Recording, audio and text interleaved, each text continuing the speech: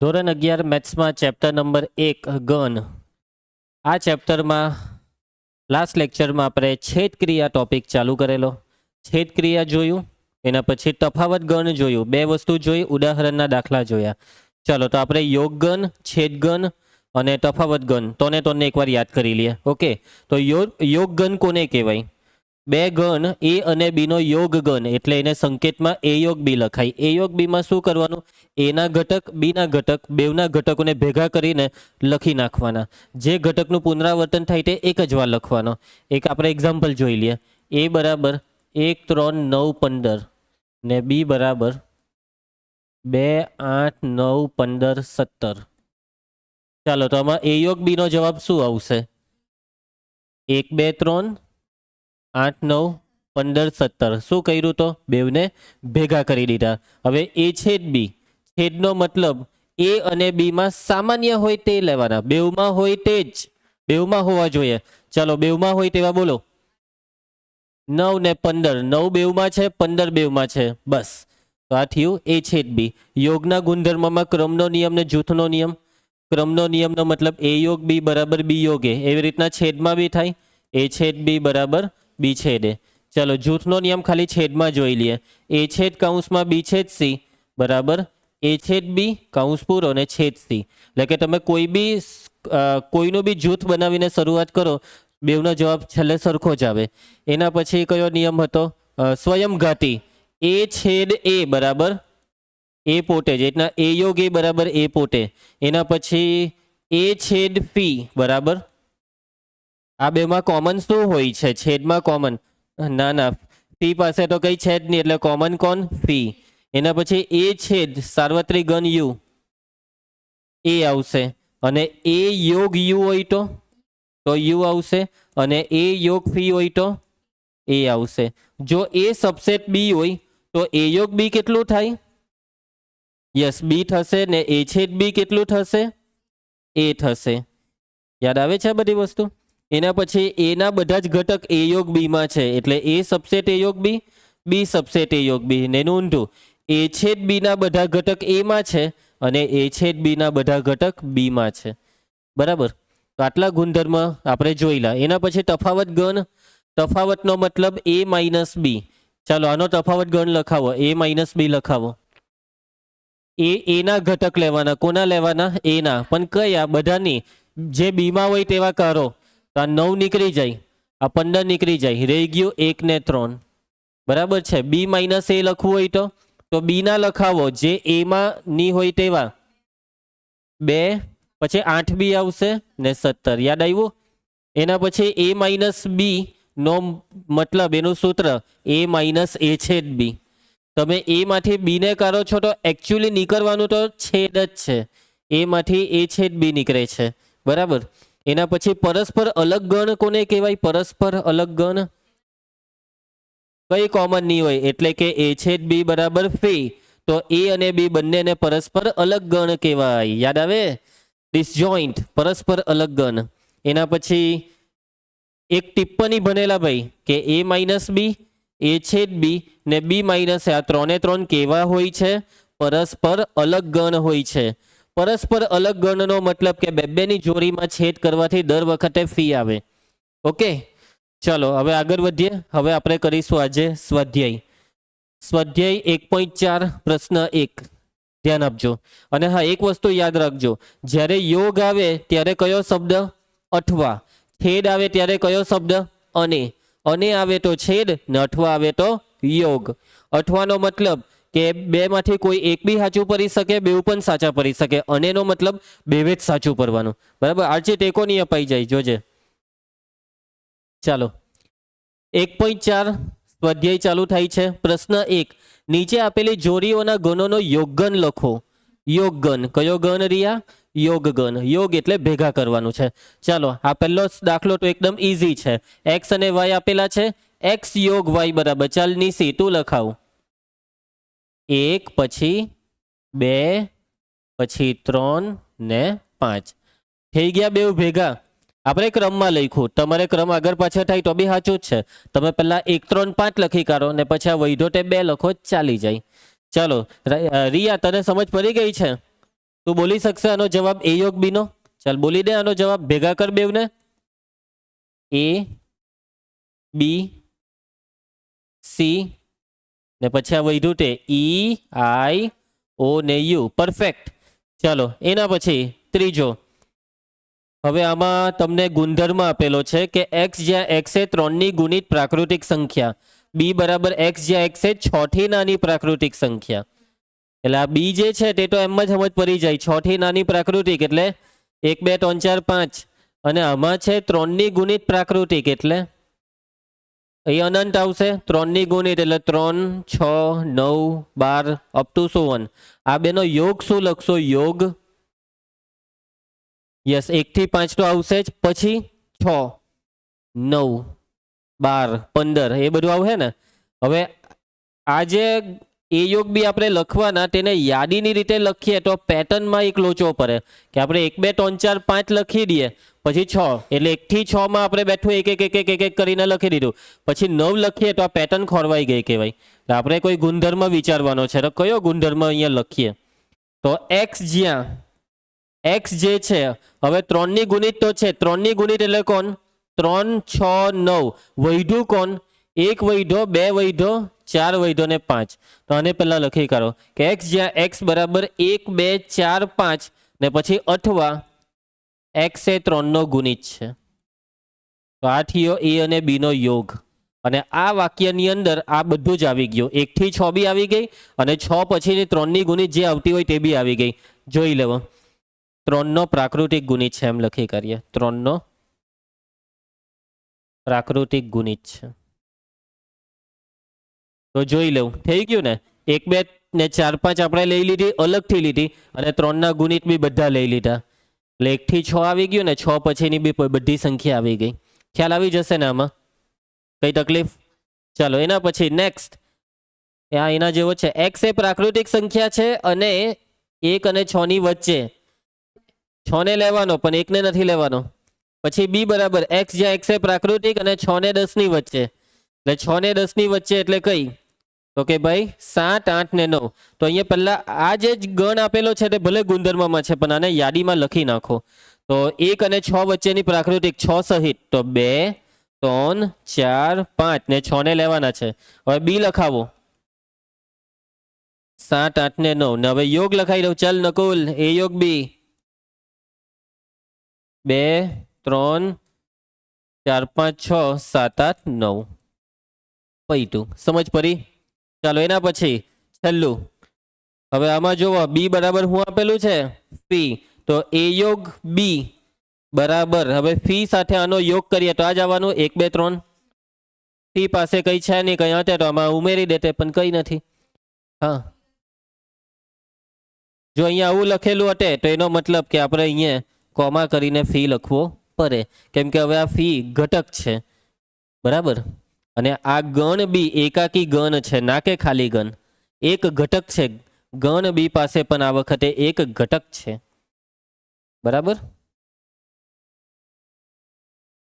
ચાલો આગળ વધીએ. એ રિયા, હવે તો 30 જણનો તો ક્લાસ મળે નહીં. 30ના ક્લાસમાં હું તને એકદમ આરામથી પકડી પાડતો. હવે તો એમ વાર જ નહીં લાગે. હવે તો હવે ક્લાસમાં કઈ બી થાય એટલે એક જ નામ આવે, રિયા. ચાલો, તો આ બધા જવાબ લખી દીધા આપણે. આ લોકોએ આ ચોથાનો જવાબ છે ને તેને ગુણધર્મમાં લખ્યો. જોવો કે ભાઈ 1 થી 10 વચ્ચેની પ્રાકૃતિક, ને આપણે યાદીમાં બેવના પૂરા માર્ક્સ મળી જ જાય, કેમ કે ભલે રીત અલગ હોય પણ મતલબ એક જ છે.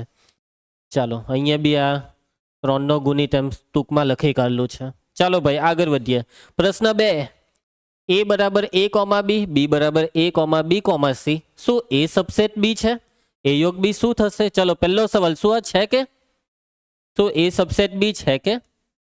ચલો અહીં એ બરાબર છે a કોમા બી ને બી બરાબર a બી ને સી. તો હા, એના બે ઘટક બીમાં દેખાય છે એટલે સાચી વાત, એ સબસેટ બી છે. એટલે અહીં એ સબસેટ બી છે.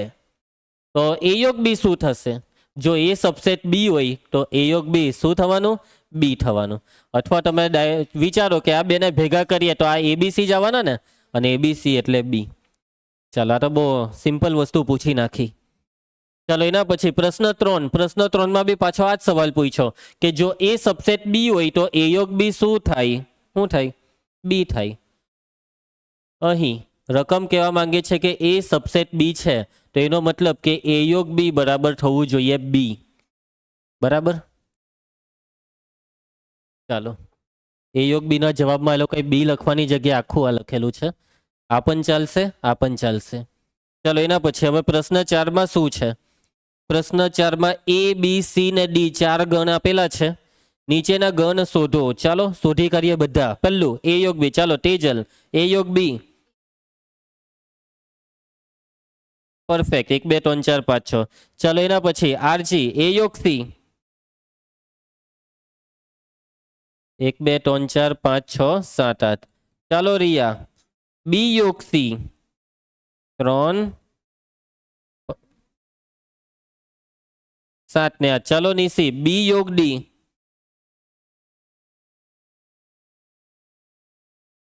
3 4 5 6 7 8 9 10. ચાલો નકુલ એ યોગ બી યોગ સી. તોને તોનને ભેગા કરી નાખે. એ બી સી તોને તોનને. યસ 8 સુધી. ચાલો એના પછી દક્ષ એ બી ને ડી ને ભેગા કર. એ ને બી ને ડી. 1 2 3 4 5 6 ને 7 8 9 10. સમજ પડે છે બધાને? બહુ ઇઝી પૂછેલું છે આ તો. ચાલો એના પછી તેજલ બી સી ને ડી નો યોગ. 3 થી તે 10 સુધી. ચાલો બહુ વધારે પડતું સહેલું હતું આ તો અને બધા જવાબ આવી જ જશે. આગળ વધીએ.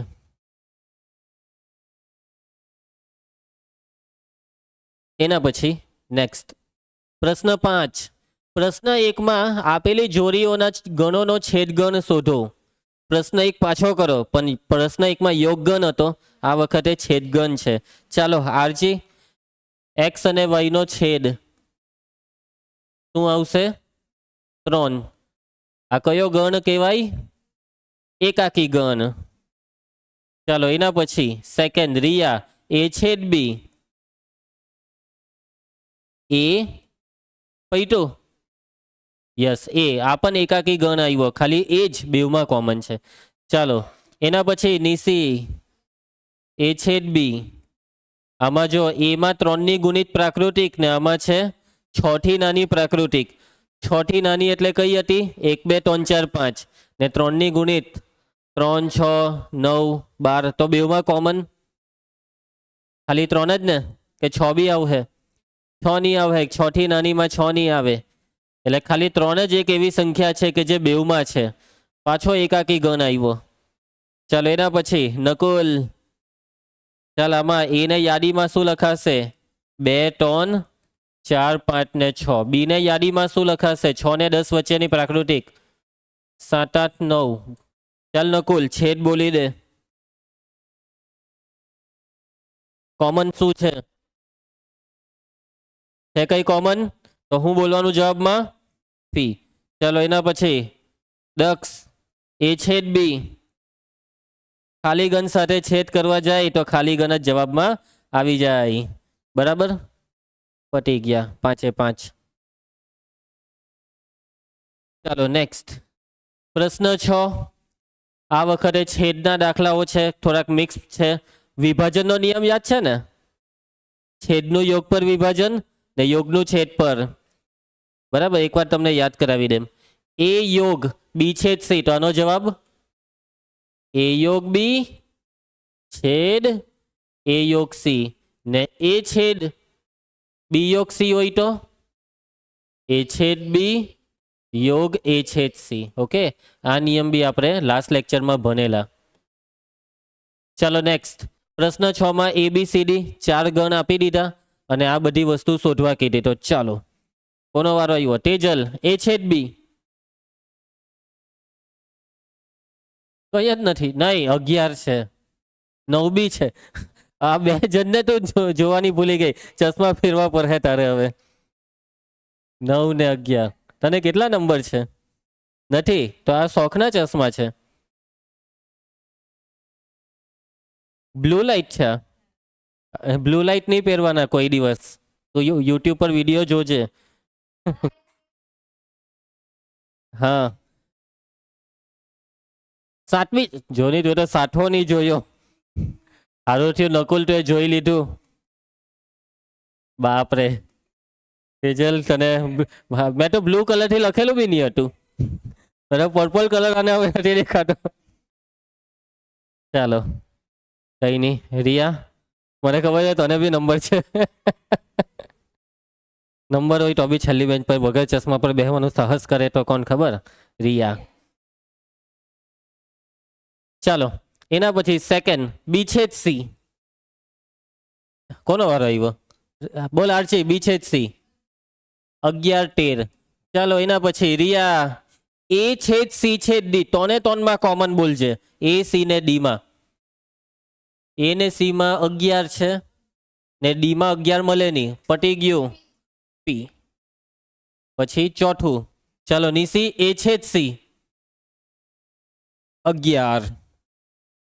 ચાલો એના પછી નકુલ બી છેદ ડી. બી ને ડી માં નથી ને કઈ? Yes fee. એના પછી દક્ષ. હવે આમાં જોજો પહેલા આ યોગ હોટવો પડે. કાઉન્સ જે આપે તે જ પહેલા હોટવાનું. આ એ બેઠો લખી કાઢવાનો કે ભાઈ 3 5 7 9 11 પછી આ છેદ.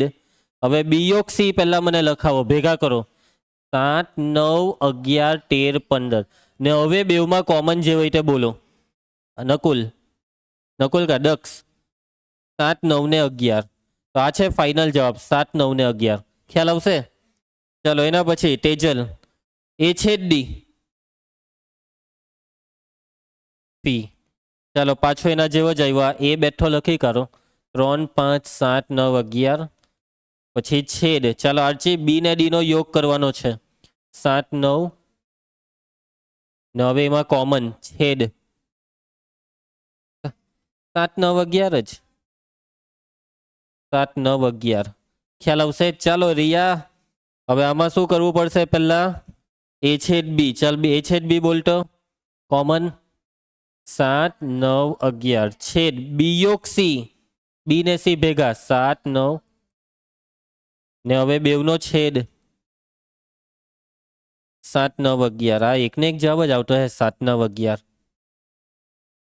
અહીંયા તમે છે ને વિભાજનનો નિયમ બી લગાવી શકતા રિવર્સમાં. કેમ કે નહીં લાગતે. આમાં બેવમાં છેદ બી હોય ને તો લાગી જતે. એટલે નહીં, આ રીતના જ કરવું પડશે. આમાં બી નહીં. આમાં પણ કંઈ કોમન નથી. આમાં એ ને ડી છે જ્યારે આમાં બી ને સી છે. જ્યારે વિભાજનમાં બેવ કાઉન્સમાં કોઈ એક ગણ સરખો હોવો જોઈએ. ચલો કંઈ નહીં. કોનો વારો આવ્યો? નીસીનો. એ યોગ ડી 1 3 5 7 9 11 15 17 ને છેદ બી યોગ સી 7 9 11 13 ને 15 ને હવે બેવનો છેદ 7 9 11 ને 15. 7 9 11 ને 15. પતી ગયો આખો પ્રશ્ન પૂરો. જોઈ લો બધાના જવાબ આવી ગયા છે. આવી ગયા ને? પી 3 વાર આવ્યો. યસ. ચાલો આગળ વધીએ. નેક્સ્ટ પ્રશ્ન 7. એ બરાબર એક્સ જ્યાં એક્સ એ પ્રાકૃતિક સંખ્યા. આ પ્રાકૃતિકનો મતલબ આ કયો ગણ? એન. આખે આખો એન. બી બરાબર એક્સ જ્યાં એક્સ એ યુગ્મ પ્રાકૃતિક. યુગ્મ પ્રાકૃતિકનો સંકેત શું લખાવેલો ખબર છે? યુગ્મને ઇંગ્લિશમાં ઇવન કહેવાય એટલે ઈ. પછી એક્સ જ્યાં એક્સ એ અયુગ્મ પ્રાકૃતિક ઓ. ને ડી એક્સ જ્યાં એક્સ એ અવિભાજ્ય. અવિભાજ્યનો કોઈ સંકેત લખાવ્યો નથી. અવિભાજ્યને પ્રાઇમ નંબર કહેવાય એટલે કોઈક વાર પી વડે દર્શાવાય પણ એ ઓફિશિયલ નથી. ચાલો મેળવીએ. બધામાં છેદ જ છે. એ છેદ બી. હવે એ એટલે પ્રાકૃતિક ને બી એટલે યુગ્મ. પ્રાકૃતિક અને યુગ્મમાં કોમન ના કોમન એટલે યુગ્મ. બરાબર ને? યોગ કેતે તો પ્રાકૃતિક આવતે પણ છેદ કીધો એટલે બેવમાં કોમન હોય તે તો યુગ્મ બેવમાં છે. એટલે કે આનો જવાબ એટલે બી પોતે જ. ચાલો સેકન્ડ એ છેદ સી. એ ને સી માં કોમન. પ્રાકૃતિકમાં ને અયુગ્મમાં કોમન. પ્રાકૃતિકમાં યુગ્મ બે આવી ગઈ. જ્યારે અમારો ખાલી અયુગ્મ એટલે કોમન તો અયુગ્મનો સી. પેલા જયેશને કેમ યાદ કરે છે? જઈલો યાદ આવી ગયા તને તો. એ છે ડી. એ ને ડી માં કોમન. પ્રાકૃતિક ને અવિભાજ્યમાં કોમન અવિભાજ્ય ડી. આ પ્રાકૃતિક બધાનો બાપ બનીને બેઠેલો છે, સમજી જાય. એટલે કોમન ની વાત આવે તો બી હોય તો બી આવે, સી હોય તો સી ને ડી હોય તો ડી. એ હાથે કોઈ હો છેદ લેવા જાય તો એ જવાબમાં આવી જાય. હવે બી છેદ સી, બી માં યુગ્મ ને સી માં અયુગ્મ, તો બેમાં કોમન હું તો અહીંયા જ નહીં, યુગ્મ ને અયુગ્મમાં કોઈ સંખ્યા કોમન નહીં આવે, ફી. એના પછી બી છેદ ડી, બી માં યુગ્મ ને ડી માં અવિભાજ્ય. એવી યસ, યુગ્મ અવિભાજ્યમાં એક જ એવી સંખ્યા છે 2 કે જે યુગ્મ છે. ભાઈ 2 પછી તો અવિભાજ્યમાં બધી અયુગ્મ જ આવે, છગડિયા કૌંસમાં 2. ને છેલ્લું સી છેદ ડી, સી માં બધી અયુગ્મ ને ડી માં બધી અવિભાજ્ય, એટલે 3 પછીની અવિભાજ્ય. બરાબર. એટલે અહીંયા આપણે આવી રીતના લખવું હોય તો એક્સ જ્યાં એક્સ એ 3 કે તેથી મોટી અવિભાજ્ય સંખ્યા છે. અથવા બીજું બી વાક્ય બનાવવું હોય તો કે 2 થી મોટી અવિભાજ્ય છે. 2 થી મોટીમાં 2 તો લેવાનો નહીં. હજી એના સિવાય લેવું હોય એક્સ જ્યાં એક્સ એ અયુગ્મ અવિભાજ્ય સંખ્યા છે તો બી 2 ને નહીં લેવું પડે. જે લઈ તે તમને માર્ક્સ મળી જાય. બસ કોઈ એક જવાબ લખવાનો. જો મેં જે છેલ્લું બોલ્યો ને તે આ લોકોએ લખેલું છે. ચાલો, ક્લિયર છે? તમે એમ કે સર એના કરતાં આવું લખવા કરતાં ડાયરેક્ટ યાદી જ લખી કરતા હતા ઇતના કે 3 પછી કઈ આવે 5 7 11 13, આ બી ચાલે. આના બી તમને બેઠા માર્ક્સ આપવા જ પડે, કેમ કે અહીંયા બી પેટર્ન બની ગઈ. કોઈ બી વ્યક્તિ, કોઈ બી બાળક જોઈને કહી જ શકે કે આમાં બધી અવિભાજ્ય છે કે જે 3 થી ચાલુ થાય છે. ચાલો ભાઈ, પ્રશ્ન 8. હવે સવાલ શું છે ભાઈ? કયા ગણ પરસ્પર અલગ ગણ છે? અલગ ગણમાં શું જોવું પડે કે છેદ કરવાથી ફી આવવો જોઈએ. કંઈ જ કોમન નહીં હોય તેને જ કહેવાય અલગ ગણ. ચાલો, તો આ બેનો છેદ જો અહીંયા ને એ નામ આપી દેવો. ધારો કે એ બરાબર 1 2 3 4 ને આને બી નામ આપી દો. તો બી બરાબર એક્સ જ્યાં એક્સ એ પ્રાકૃતિક સંખ્યા છે અને 4 less or equal to X less or equal to 6 છે. એનો મતલબ કે આ બી નો જવાબ શું થવાનો? 4 5 ને 6. હવે તમારે હોધવાનું છે અહીંયા છેદ એ છેદ બી. બોલો છેદનો જવાબ કોમન 4. તો જવાબમાં ફી આવ્યું? ના, નોટ ઇક્વલ ટુ ફી. એનો મતલબ કે એ અને બી પરસ્પર અલગ ગણ નથી. સમજ પડે? તો આનો જવાબ આપેલું વિધાન ઓકે. ખરું ખોટું એવું નથી લખવાનું, છે કે નથીમાં જવાબ તો નથી. ચલો એના પછી સેકન્ડ. ચાલો આમાં તો ડાયરેક્ટ એ ને બી નામ નથી આપવું, ડાયરેક્ટ અહીંના છેદ લઈ લઈએ. એ ઈ આઈ ઓ યુ છેદ સી ડી ઈ એફ. તો આ બેવના છેદનો જવાબ શું આવશે? ઈ ને બસ ઈ જ આવશે. યસ. એટલે આ વખતે બી જવાબમાં એક્ઝેક્ટ ફી નહીં આવ્યો. એનો મતલબ કે માટે આપેલ ગણો પરસ્પર અલગ ગણ નથી. જવાબમાં ફી આવે તો જ પરસ્પર અલગ ગણ, બાકી નહીં. બરાબર રિયા? ચાલો ત્રીજું. ચાલો ત્રીજામાં આમાં છે યુગ્મ પૂર્ણાંક ને પેલામાં અયુગ્મ પૂર્ણાંક. એટલે હવે આમાં આપણે કંઈ લખવું નથી, આમાં જોઈને જ ખબર પડી જાય કે આ બેવમાં શું કોમન આવે. યુગ્મ ને અયુગ્મમાં કંઈ કોમન નહીં આવે. એટલે આમાં છે ને ખાલી નામ આપી દઈએ. અહીંયા તમે રકમ લખો ને ત્યારે જ અહીંયા ધારો કે આને એ નામ આપી દેવાનું ને આને બી નામ આપી દેવાનું. ને પછી નીચે જવાબમાં અહીં એ છેદ બી બરાબર ફી, માટે એ અને બી પરસ્પર અલગ ગણ છે. સમજ પડી જશે? એકદમ ઈઝી છે ભાઈ. તો ખાલી એક જ રકમ એવી નીકળી કે જેમાં જવાબમાં પરસ્પર અલગ ગણ આવ્યો, ત્રીજી રકમ. ચાલો આગળ વધીએ. નેક્સ્ટ પ્રશ્ન 9. ચાલો પ્રશ્ન 9માં તફાવત ગણ. ચાલો જવાબ આપજો એક એક કરીને. તો હવે આપણે નકુલથી શરૂઆત કરીએ. નકુલ એ બી સી ડી આપેલા છે. ચાલ પહેલાનો જવાબ એ માઇનસ બી લખાવ. એ માંથી બી ને કર 3 લેમ. હા, કેમ કે 3 આમાં નથી એટલે લેવાનું.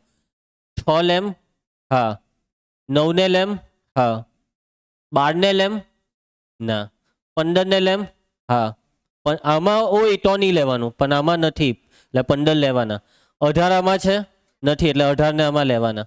21 ને બી લેવાના. સમજ પડી ને નકુલ? ચાલો દક્ષ સેકન્ડ એ માઇનસ સી, 6 તો નીકળી ગયો. પછી બીજું કોણ નીકળી ગયું? 12 નીકળી ગયો. બીજું કઈ નીકળ હે? એ માંથી સી ને કરીએ તો 6 નીકળી ગયો. 12 તો વધ્યું કોણ? 3 વધ્યો, 9 વધ્યો, 15, 18 ને 21. સમજ પડે છે ને? દક્ષ કઈ તકલીફ? મગજમાં ઉતાર્યું? બેવમાં જે કોમન હોય તે કરીને જે વધ્યા પહેલામાં જે વધ્યું તે લખવાનું. ચાલો તેજલ એ માઇનસ ડી, 3, 6, 9, 12 અને 15 નીકળી ગયો, 18 ને 21. ચાલો આરજી બી માઇનસ એ, 4, 8, 12 નીકળી ગયો. બેવમાં હોય તો નહીં લેવાનું. 16 બેવમાં છે ના, તો 16 ને લેવાનું, 20 ને લેવાનું. ચાલ રિયા સી માઇનસ એ, સી ના ઘટક લેજે પણ જે બેવમાં હોય તેવા નહીં લેતી. સી માંથી લેવાના, જે પહેલું હોય ને તેમાંથી, સી માંથી 2 ને લેવાનો. હા, કેમ કે 2 બેવમાં નથી એટલે 2 ને લેવાનો. ભાઈ 4 ને, 4 બેવમાં છે, 4 નીકળી ગયો. 6 ને, હા તો સી જ છે ને. ઓહ સોરી, સી માઇનસ એ ભૂલમાં બી માં જોવાઈ ગયો. એકદમ આટલી બધી બૂમ શું કરવા પડે છે એમાં? ચાલો રિયા રાવડી બની ગયેલી છે. ચાલો પહેલેથી 2, પછી 4 ને લેવાનું. હા, પછી 6, પછી 8, પછી 10, 12 નીકળી ગયો, 14, 16 બરાબર. ચાલો એના પછી નીસી ડી માઇનસ એ, કાર ડી 5 ને લેમ, પછી 10 લેવાના, 15, 15 નીકળી ગયો ને 20 બરાબર છે. ચાલ જે નકુલ બી માઇનસ સી, 4 નીકળી ગયો, 8 નીકળી ગયો, 12 નીકળી ગયો ને 16 બરાબર. ખાલી 20 જ રહ્યો. Very good. એના પછી ચાલ જે દક્ષ બી માઇનસ ડી, 4 પછી 5, 5 કેમ? બી ના ઘટક લેવાના ને. બી માં કા 5 છે? બી ના ઘટક લેવાના, પણ બી ના કયા નહીં લેવાના? જે બેવમાં હોય તેવા નહીં લેવાના. હવે આ બેવમાં કોણ છે? 20 બેવમાં છે તો 20 આ બી માંથી નહીં લેવાનો. બીજું કઈ છે બેવમાં? ના, એટલે આટલું લેવાનું. 4, 8, 12, 16. 4, 8, 12 ને 16. સમજ પડતી છે ને દક્ષ? પાક્કું સમજ પડી? ચાલ હજી એકવાર તારે જવાબ આપવાનો છે. ચાલ બોલાનો સી માઇનસ બી, 4 નીકળી ગયો ભાઈ. આ સી ના જવાબમાં સી ના ઘટક કયા લેવાના? તો 2 ને લેવાનો. હા, 4 ને નહીં લેવાનો કેમ કે આ 4 માઇનસ 4 એમ કેન્સલ થઈ ગયો એવું સમજ. 6 ને લેવાનો. હા, પછી 8 લેવાનો. ના, પછી 10, 10 આમાં હોય તો નહીં લેવાનો પણ 10 લેવાનો. 12 નહીં, પછી 14, ક્યાં છે 14? 14 લેવાનો. પછી 16 ને લેમ. 16 નથી લેવાના. આ દક્ષ ખબર નહીં ગૂંચવાતો છે. ઘરે છે ને યાર તમે કરો, રોજનું રોજ કરતા શીખો, બાકી નહીં મજા આવે. ચાલો એના પછી કોનો વારો આવ્યો? તેજલ ડી માઇનસ બી, બીજું પછી 15 પૈટું. ચાલો આરથી બરાબર નહીં અત્યારે એમ કંઈક હમણાં માથું એમ નીચે જ પડી જતું હતું.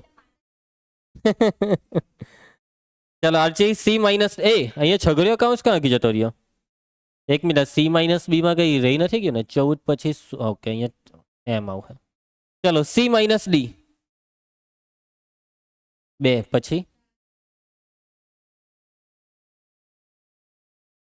12, 14, 16 બરાબર છે. ચાલો Riya D minus C,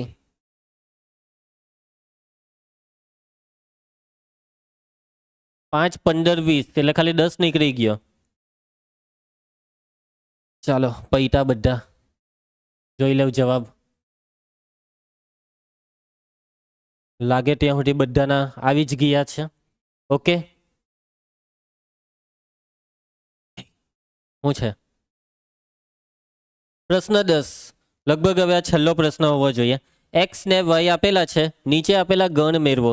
x minus Y minus X ને એક્સ છેદ વાય, આ ત્રણ તો ખબર ને. ટિપ્પણી પરસ્પર અલગ ગણ. તો જુઓ તોને તોના જવાબ કેવા આવે. એક્સ માઇનસ વાય શું આવશે? હા, એક્સ માઇનસ વાય એ, પછી બી નીકળી ગયો C. Y minus X F, B ને ડી નીકળી ગયો એટલે જી. હવે એક્સ છેદ વાય બેવમાં કોમન બી ને ડી. તો જોવો આ છે તોને તોના જવાબ. આ બેમાં કઈ કોમન નહીં, આ બેમાં પણ કઈ કોમન નહીં, ને પહેલા છેલ્લામાં બે કઈ કોમન નહીં. આવી ગયા તોને તોના જવાબ. ઓકે, પતી ગયું લગભગ. નહીં, અજીબ છે. પ્રશ્ન 11, જો આર એ વાસ્તવિક સંખ્યાનો ગણ અને ક્યુ એ સમય સંખ્યાનો ગણ, તો આર માઇનસ ક્યુ શું થશે? વાસ્તવિકમાંથી જો આપણે સમયને કરી નાખીએ તો શું થશે? અસમય સંખ્યાનો ગણ એટલે કોણ? ટી. અસમય સંખ્યાઓનો ગણ થશે, જેને આપણે ટી વડે ઓળખીએ છીએ.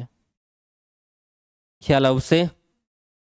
એના પછી પ્રશ્ન 12, સત્ય અસત્ય યથાર્થતા ચકાસો. ચાલો, શું આ બે પરસ્પર અલગ ગણ છે? બેવનો છેદ શું ફી આવે છે? તો આ બેવનો છેદ લેવાથી શું આવ્યું? 3. એટલે જવાબમાં ફી નહીં આવ્યું, એટલે પરસ્પર અલગ ગણ નથી. એટલે આપેલ વિધાન કેવું છે? સત્ય કે અસત્ય? અસત્ય. ચાલો એના પછી સેકન્ડ, આ બેનો છેદ શું આવે છે? AEIOU છેદ ABCD. છેદ લેવાથી એકાકી ગણ એ આવ્યો. આ વખતે બી જવાબમાં ફી નહીં આવ્યો, એટલે આ પરસ્પર અલગ ગણ નથી. અને જો પરસ્પર અલગ ગણ નથી તો આ વિધાન કેવું છે? અસત્ય છે. ચાલો એના પછી ત્રીજું, આ બેનો છેદ 2, 6, 10, 14 છેદ 3, 7, 11, 15. હા, આમાં કઈ કોમન નથી ને, એટલે ફી. એટલે હા, પરસ્પર અલગ ગણ છે. એટલે આ વિધાન કેવું થાય છે? સત્ય. ચાલો એના પછી નેક્સ્ટ, આ બેનો છેદ 2, 6, 10 છેદ 3, 7, 15. યસ, આ બેમાં પણ કોઈ કોમન નથી, એટલે આમાં પણ ફી આવ્યું, એટલે પરસ્પર અલગ ગણ છે. આ વિધાન પણ સત્ય છે. ઓહો, ટૂંકમાં લખેલું છે FFTT. અસત્ય અસત્ય, સત્ય સત્ય. ચાલો, હવે તો લગભગ પતી જ ગયું છે. યસ. ચાલો ભાઈ, સ્વાધ્યાય પૂરું.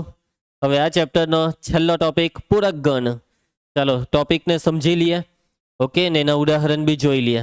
પછી એક સ્વાધ્યાય બાકી રહે, તે હવે કાલે ચાલુ થશે. ચાલ આરચી, વિકેટ પડવાની કે? આરચીને ટેકો લેવાની કીધું તો માથાનો ટેકો એમ લેવાની. ઓકે, ચાલો પૂરક ગણ. ધારો કે યુ એ સાર્વત્રિક ગણ છે, એ તો અમને ખબર જ છે. એમાં ધારવાનું શું હતું કે એ યુનો ઉપગણ છે. ભાઈ યુ બધાનો બાપ જ હોય, એટલે જે બી હોય તે બધા યુના ઉપગણ જ હોય. હવે મેઇન વસ્તુ હવે છે, ગણ એમાં ન હોય તેવા યુના તમામ ઘટકોથી બનતા ગણને ગણ એનો પૂરક ગણ કહે છે.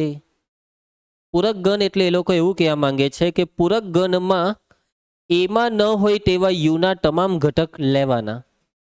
એમાં ન હોય તેવા યુના તમામ ઘટકોથી બનતા ગણને ગણ એનો પૂરક ગણ કહેવાય. તો આપણે એક એક્ઝામ્પલ જોઈએ તો તમને ડિટેલમાં સમજ પડે. પૂરક ગણનો પહેલા સંકેત જોઈ લો. પૂરક ગણને સંકેતમાં ગણ એના પૂરક ગણનો સંકેત છે એ ડેશ. તમને સંભાવના ચેપ્ટર આવતું ને, તેમાં આવતી પૂરક ઘટના, તેમાં ઘટના ઈની પૂરક ઘટનાને એ ડેશ લખતા. એવું જ છે અહીંયા, એ ડેશ. અને પૂરક ઘટનામાં ખબર 10મામાં તેમાં તમે કરતા હું પૂરકનો મતલબ કે જે આપ્યું હોય તેના સિવાયનું. બરાબર. હવે તમને કીધું હોય કે એક થેલામાં લાલ દરા છે ને લીલા દરા છે. તમને કીધું હોય કે ઘટના એ લાલ દરાની સંભાવના શોધો, તો એ ડેશ લાલ નહીં હોય તેવા દરા, ડેશનો મતલબ સમજ જા. તમને ઘટના એમાં કીધું હોય કે પસંદ કરેલું પટ્ટું એકો હોય, તો એ ડેશ પસંદ કરેલું પટ્ટું એકો ન હોય, એટલે એકો સિવાયના બધા જ. એવું જ અહીંયા બી છે. આમાં બી એવું જ કરવાનું છે. જો એક્ઝામ્પલમાં તમને પહેલા સાર્વત્રિક ગણ આપવો જ પડે. તો એમાં આપણે 1 2 3 4 5 લઈ લઈએ. પછી ગણ એ બરાબર 1 ને 2 લઈ લઈએ. તો પૂરક ગણ એ ડેશ નો મતલબ કે યુના કયા ઘટક લેવાના? એમાં ન હોય તેવા. એટલે આ 1 ને લેવાનો ના, 2 ને બી નહીં લેવાનો. કોણ બાકી રહ્યું? 3 4 ને 5. એ ડેશ બરાબર 3 4 5. એટલે કે યુ માંથી એના ઘટકો કરો ને જે વધ્યા તે લખી દેવો. આટલું કરવાનું છે. આને કહેવાય પૂરક ગણ. ઓકે, પૂરક ગણ તદ્દન અલગ આવે. કોઈ પણ ગણ અને તેનો પૂરક ગણ હંમેશા અલગ જ આવે, પરસ્પર અલગ થાય. આ બેમાં કઈ કોમન નહીં હોય, કેમ કે વ્યાખ્યા જેવું કહે કે જે એમાં છે તેને કરો જ, ને જે વૈધો તેને જ લેવો. તો બેમાં કોઈ દિવસ કંઈ હરખું આવે જ નહીં. બરાબર છે. હવે જુઓ, એ ડેશ ને ગણની ભાષામાં શું લખાય? તો એક્સ, જ્યાં એક્સ બિલોંગ્સ ટુ યુ, એટલે કે કેપિટલ યુ, સાર્વત્રિક ગણમાંથી એવા એક્સ લેવાના કે જે એક્સ એમાં નથી. X does not belong to A. યુના એવા બધા જ એક્સ લેવો, કયા પણ એમાં ન હોય તેવા. બરાબર છે, ક્લિયર? અને એ ડેશ ને તમે સિમ્પલ ભાષામાં આ વસ્તુ લખી શકો, યુ માઇનસ એ. યુ માંથી એને કરો એટલે જે વધ્યું તે, આને કહેવાય એ ડેશ. સમજ પડી જશે? ચાલો હજી 1 2 વસ્તુ.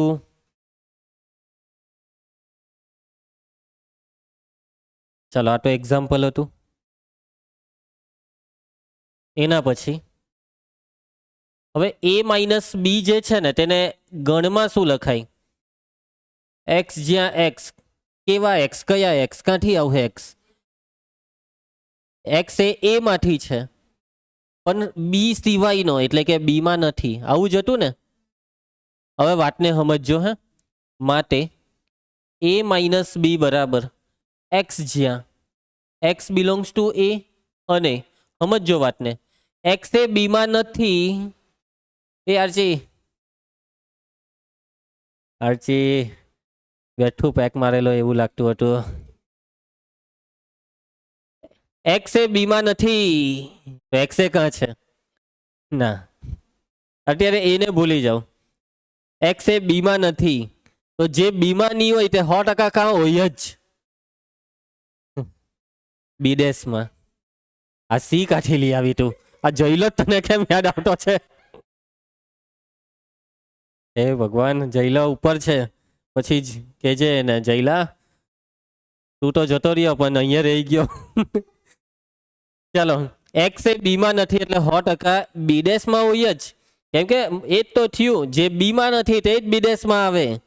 સમજ્યા? જે બી ડેશમાં નથી તે બીમાં આવે. એટલે જો એક્સ એ બીમાં નથી તો એનો મતલબ એક્સ એ બી ડેશમાં છે જ. હવે વાતને સમજો. દક્ષ, એક્સ એમાં છે અને એક્સ બી ડેશમાં છે. અને એનો મતલબ એક્સ એમાં ને બી ડેશમાં બેવમાં છે. એનો મતલબ એક્સ ક્યાં છે? ના ના, બેવમાં જ છે. એમાં બી છે, બી ડેશમાં બી છે. અને જે બેવમાં હોય ને, એ અને બી ડેશ બેવમાં હોય તે ક્યાં હોય? છેદમાં હોય. એ છેદ બી ડેશમાં છે. અને એનો મતલબ છેદ. સમજ્યા? એટલે કે જો 5 એમાં હોય અને 5 બી ડેશમાં બી હોય તો 5 એ બેવના છેદમાં બી હોય ને, એવો જ મતલબ થયો. એટલે આ એક સૂત્ર બની ગયું, એ માઇનસ બી એટલે જ એ છેદ બી ડેશ. આ તમારે યાદ રાખવાનું છે. રહી જશે યાદ? એ માઇનસ બી બરાબર એ છેદ બી ડેશ. હવે એવી રીતના બી માઇનસ એ કીધું હોય તો બી લખી દેવાનો, પછી આ માઇનસની જગ્યાએ છેદ, ને પાછળ જે દેખાય તેનો ડેશ. સમજ્યા? ચાલો, એના પછી હવે તમે મને જવાબ કહેજો. દક્ષ, એક્સ ડેશ છેદ વાય. ચાલ લખાવ. ઊંધું લખાવ. વાય છેદ એક્સ ડેશ. ક્રમનો નિયમ બોલે છે. સૂત્ર લખાવ. ચાલો, કોણ લખાવશે? આનું રિવર્સ સૂત્ર. જો બી છેદ એ ડેશ હોય, ચાલો ઉભા રહેજો હજી એકવાર. બી છેદ એ ડેશ હોય તો રિવર્સ સૂત્રમાં પહેલો બી બેઠો, છેદનું માઇનસ ને ડેશ નીકળી જાય, બી માઇનસ છે. સમજ્યા? એના પછી સી છેદ ડી ડેશ હોય તો સી માઇનસ ડી. હવે મેં એવું પૂછ્યું કે એક્સ ડેશ છેદ વાય, તો પહેલા ક્રમ બદલો. વાય છેદ એક્સ ડેશ, ડેશ પાછળ હોવો જોઈએ ને હવે વાય માઇનસ એક્સ. સમજ્યા? આ વસ્તુ ડાયરેક્ટ લખતા શીખો. હવે મેં લખેલું હોય કે પી ડેશ છેદ ક્યુ, તો જેના પર ડેશ નથી તે પહેલા લખવાનો, પહેલા ક્યુ પછી માઇનસ, ને પી ડેશ પર ડેશ છે તો ડેશ કરીને લખવાનો. સમજ પર હે? ચાલો આપણે હવે પૂરકના દાખલા કરી નાખીએ. પહેલો દાખલો એટલે ઉદાહરણ 20, યુ બરાબર 1 2 3 4 5 6 7 8 9 10, એ બરાબર 1 3 5 7. તો એ ડેશ શોધો. ચાલો ભાઈ, એ ડેશ યુ માંથી એ ને કરો ને જે વધ્યું તે બોલો. તો 2 પછી 4 6 8 ને 10. પતી ગયો દાખલો. બરાબર. ચાલો ઉદાહરણ 21, નિશી રકમને સમજજે. એક સહશિક્ષણ આપતી શાળાના ધોરણ 11ના વિદ્યાર્થીઓના ગણને સાર્વત્રિક ગણ યુ તરીકે લો. ધોરણ 11ના બધા જ વિદ્યાર્થી યુમાં છે અને ધોરણ 11ની છાત્રાઓનો ગણ કેપિટલ એ લો. કેપિટલ એ માં કોણ છે? ધોરણ 11ની છાત્રા. છાત્રા એટલે બરાબર છે છોકરી. તો એ ડેશમાં કોણ હશે? યસ, છોકરા. અહીં યુ બરાબર ધોરણ 12ના વિદ્યાર્થીઓનો ગણ, કેપિટલ એ બરાબર ધોરણ 12ની 12 બોલું છું, સોરી 11, ધોરણ 11ની છાત્રાઓનો ગણ. તો એ ડેશમાં શું લખું? વાક્યમાં લખવું પડે. બોલો વાક્ય. ધોરણ 11ના કોણ? અરે ભાઈ, છાત્રી નહીં બોલાય છોકરાઓને. છોકરીઓને છાત્રા કહી તો છોકરાઓને છત્રી. છાત્ર પણ બહુવચનમાં છાત્રોનો ગણ.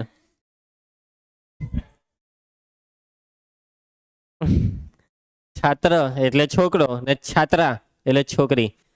બરાબર. હવે હું તમને કાલથી છાત્રા કહેવાય. છાત્રા તેજલ, છાત્રા આરચી, છાત્રા દક્ષ. કેવું લાગે? ચાલો ઓકે. હવે 2 દાખલા બાકી છે. સ્વાધ્યાય કાલે ચાલુ કરીએ. આ 2 દાખલા પતાવી દઈએ. આપણી પાસે છે થોડોક સમય. ધ્યાન આપજો. પૂરક ગણના કેટલાક ગુણધર્મ. ચાલો ભાઈ, પૂરક ગણના ગુણધર્મમાં પહેલો કયો ગુણધર્મ આવશે?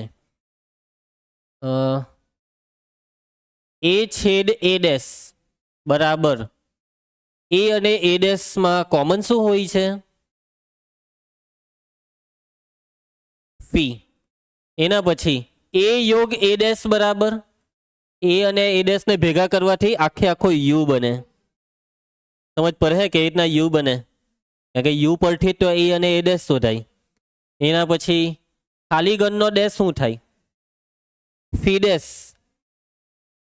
યુ માંથી ફી ને કરે તો યુ આખો આવે. ફી ડેશ બરાબર યુ ને યુ ડેશ બરાબર ફી.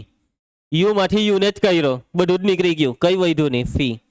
એના પછી દ્વિપૂરક ગણનો નિયમ. કયો નિયમ? દ્વિપૂરક ગણનો નિયમ. અને આ નિયમનો મતલબ કે એ ડેશ નો ડેશ કરીએ તો શું આવે? એટલે 2 વાર પૂરક. દ્વિપૂરક એટલે એ પોતે જ આવી જાય. એ ડેશ એટલે યુ માંથી એને કર્યો ને એ ડેશ નો ડેશ એટલે જે આવ્યું તેને પાછો યુ માંથી કર્યો, એટલે જે હતું તે જ. સમજી જા. ને એના પછી હવે એક છેલ્લો નિયમ આવે છે, તેનું નામ છે ડ મોર્ગનનો નિયમ. હું બોલાય અને ડ મોર્ગનનો નિયમ. ડ મોર્ગન. કયો મોર્ગન? ડ મોર્ગન. તો નિયમમાં 2 નિયમ છે. એમાં નંબર 1, એ યોગ બી આખાનો ડેશ. આખાનો ડેશ છે તો તમે જેવો આવો કાઉન્સ ખોલે તો આ ડેશ બેવને લાગી જાય ને યોગનું થઈ જાય છેદ. એ ડેશ છેદ બી ડેશ. ને સેમ રીતના નંબર 2 માં હવે સમજી જવાનું. એ છેદ બી આખાનો ડેશ બરાબર એ ડેશ યોગ બી ડેશ. આ નિયમને કહેવાય ડ મોર્ગનનો નિયમ. આ ડ મોર્ગનના નિયમને તમારે શબ્દમાં યાદ રાખવાનો. કે તમને એમ પૂછવામાં આવે ડ મોર્ગનનો નિયમ, તો તમારે 2 વસ્તુ યાદ રાખવાની. બરાબર. ચાલો ઉદાહરણ 22, યુ આપેલો છે, એ આપેલો છે, બી આપેલો છે. આ બધું શોધી આપો અને આ ડ મોર્ગનનો એક નિયમ ચકાસી આપો કે એ યોગ બી આખાનો ડેશ બરાબર એ ડેશ છેદ બી ડેશ થાય. ચાલો સૌથી પહેલા ડેટા લખી નાખીએ. ચાલો આરચી યુ બરાબર 1 2 3 4 5 6, એ બરાબર 2 3, બી બરાબર 3 4 5. ચાલો પહેલા શું શોધવાનું છે? એ ડેશ. ચાલો એ ડેશ યુ માંથી એને કરો 1 4 5 6. ચાલો નિશી બી ડેશ યુ માંથી બી ને કરો 1 2 ને 6. ચલો એના પછી એ ડેશ છેદ બી ડેશ દક્ષ આ બેમાં કોમન હોય જે હોય તે બોલ 1 ને 6. એના પછી એ યોગ બી એ ને બી ને કરો ભેગા 2 3 4 5. તો આટલું તો શોધાઈ ગયું, પણ આજે ચકાસવાનું છે તેમાં શું શોધવાનું બાકી? RHS શોધાઈ ગઈ, જો આ એ ડેશ છેદ બી ડેશ LHS બાકી, એ યોગ બી આખાનો ડેશ. એ યોગ બી આખાનો ડેશ નો મતલબ કે યુ માંથી એ યોગ બી ને કરો 1 2 3 4 5 ને આમાંથી કરો તો કોણ વધ્યું? તો શું આ બેવ હરખા આવ્યા? હા, એટલે કે અહીં સાબિત થાય છે નિયમ કે એ યોગ બી આખાનો ડેશ કરવાથી એનો જવાબ એ ડેશ છેદ બી ડેશ જેટલો જ આવે છે. અને આની સાથે આ દાખલો પૂરો. ઓકે, તો આપણે અહીંયા ઉદાહરણના બધા દાખલા પૂરા. હવે પછી ઉદાહરણના કંઈ 2 કે 3 દાખલા આવે ને તે દાખલાને ઉદાહરણના દાખલા નહીં કહેવાય, એને પ્રકીર્ણ ઉદાહરણ કહેવાય, જે આપણે આવતીકાલે જોઈશું. હવે એક સ્વાધ્યાય બાકી, પ્રકીર્ણ ઉદાહરણ બાકી ને પ્રકીર્ણ સ્વાધ્યાય. આવતીકાલે ચેપ્ટર પટી જાય એવી ટ્રાય કરીશું. ચાલો મળીએ આવતીકાલના લેક્ચરમાં.